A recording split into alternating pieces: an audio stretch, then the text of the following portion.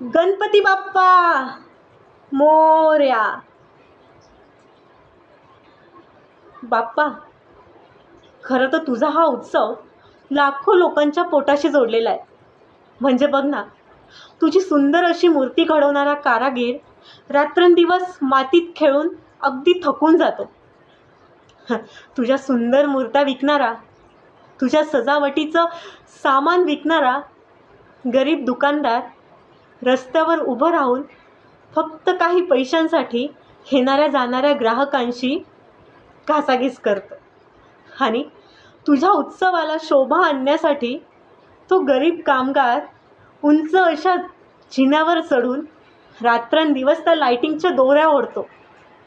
बाप्पा, खरं तर ह्या गरीब लोकांच्या कष्टामुळेच हा उत्सव अगदी उजळून निघतो. पण बाप्पा, तुझ्या या उत्सवानंतर ह्या गरीब लोकांच्या हातात काम उरत नाही. त्यांचा पुन्हा एकदा पोटासाठी संघर्ष सुरू होतो.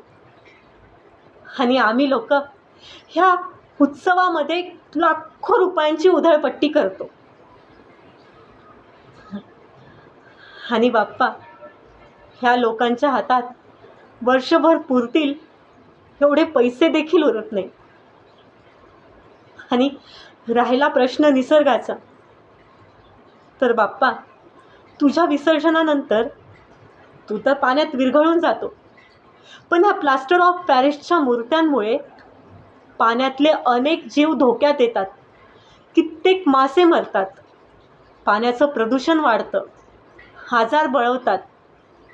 बाप्पा, तू तर निसर्गाचा देव आहेस. मग तुझ्याच नावाखाली हा निसर्गाचा नाश का? बाप्पा, मला वाटतं की आम्ही लोकांनी हा पैसा गरीब लोकांच्या प्रगतीसाठी, गरीब लोकांना दान दिला, किंवा आम्ही लोकांनी निसर्गाचं संरक्षण केलं, पर्यावरण सांभाळलं, तर तुला नक्कीच जास्त आनंद होईल. आणि बाप्पा, खरा उत्सव हा भक्तीत आहे. खरा उत्सव हा साधेपणात आहे. खरा उत्सव हा प्रेमामध्ये.